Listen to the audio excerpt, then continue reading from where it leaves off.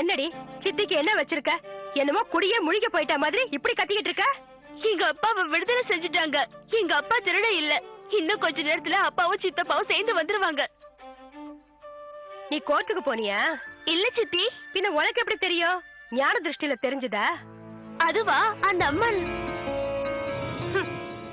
பைத்திய மாதிரி ஏதாவது உளராத. பேசிக்கிட்டே இருக்கும்போது திடீர்னு யோசிக்க ஆரம்பிச்சிடுற. இப்படி பண்ணினா மூளை குழம்பிடும். உங்க அப்பா எப்படி விடுதலை ஆவாரு? எங்க அப்பா தான் திருடவே இல்லையே சித்தி. சரி தாயே, உங்க அப்பா நல்லபடியா வீட்டுக்கு திரும்பி வரட்டும். நான் வேண்டான்னு சொல்லல. நீ போய் வாசல்ல மாலை வச்சுக்கிட்டு அவருக்காக காத்துக்கிட்டு. தேவி நில்லு. நீ சொன்னேங்கிறதுக்காக நானும் உன் கூட வந்து வாசல்ல நிக்கிறேன். அப்படி மட்டும் உங்க அப்பா வீட்டுக்கு வரல, 2 குடம் இல்ல 30 குடம் தண்ணி நீ எடுத்தாக்கணும். வீட்டுல இருக்கிற அண்டா குண்டா தொட்டிக்கிட்டு எல்லாம் ரொப்பணும். அப்படி ஒருவேளை உங்க அப்பா வீட்டுக்கு வந்துட்டாருன்னா 2 குடம் தண்ணிய நானே எடுத்துக்கிறேன். வெற்றி மீது வெற்றி வந்து எங்க அண்ணனை சேரும், அதை வாங்கி தந்த பெருமை எல்லாம் என்னை சேரும். உனக்கு இப்ப 40 வயசு ஆகுதுடா. 60 வயசுல பிடிக்க வேண்டிய பைத்தியம் இப்பவே பிடிச்சிட போகுது. கொஞ்ச நேரம் சும்மா இருடா. ஆமா தேவி. எப்படி இருக்க தேவி? நான் நல்லா இருக்கேன்ப்பா. இதுக்கப்புறம் நம்ம எல்லாரும் நல்லா இருப்போம். அம்மா கோர்ட்டுக்கு கிளம்புற போவே சொன்னேன், அப்பா கண்டிப்பா விடுதலையா வரணும். இப்ப நடந்துருச்சு இல்லம்மா? என்னது? ஏன் வாசலில் என்ன பேசிக்கிட்டு இருக்கீங்க? உள்ள வாங்க. வாங்க மாமா உள்ள.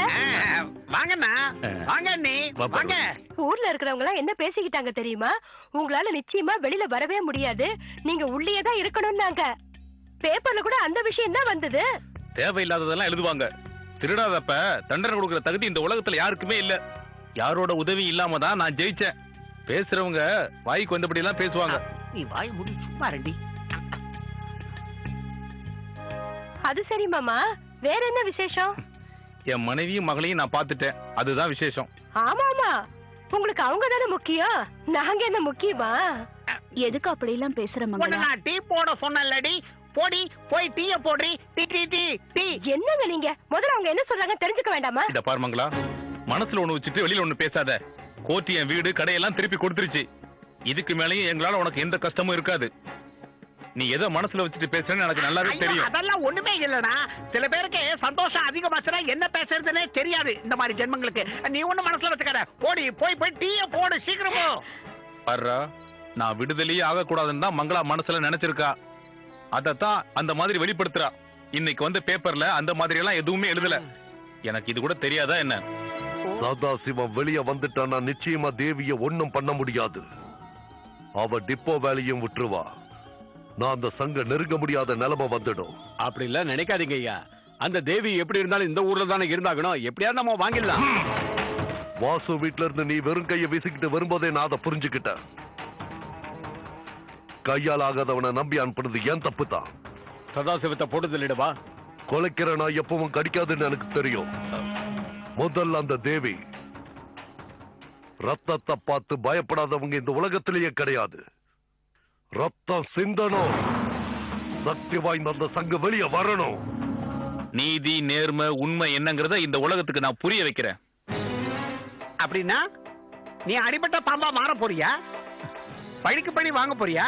இந்த கேஸ்ல யார் யாரு பொய் சாட்சி சொன்னாங்களோ அவங்க எல்லாத்தையும் சும்மா விட மாட்டேன்.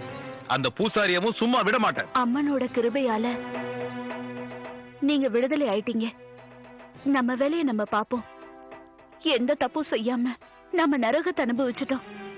அவங்க செஞ்ச தப்புக்கு கண்டிப்பா தண்டனை அனுபவிப்பாங்க. எங்க இருக்கு அம்மன்? உண்மைதான் ஜெயிச்சது. உண்மைதான் தெய்வம். அந்த அம்மன் இல்ல. இல்லப்பா, உண்மையாவே அம்மன் தான். மங்களா, டீ போட்டாச்சா? சீக்கிரம் டீ எடுத்துட்டு வா. டீ இல்லன்னா காபி தூளை போட்டு கொண்டு வா. நானா எங்க அண்ணனும் சேர்ந்து நிறைய வேலை செய்ய வேண்டி இருக்கு.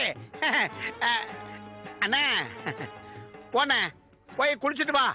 காஃபியோ டீயோ, அதுக்கப்புறம் நம்ம சாப்பாடே சாப்பிடலாம். போ போயிட்டு வாண்ணே. வெற்றி மீது வெற்றி வந்து என்னை சேரும், அதை நான் உனக்கு வாக்கு கொடுத்திருக்கேன்னு அப்பா அம்மா கிட்ட சொல்றேன்.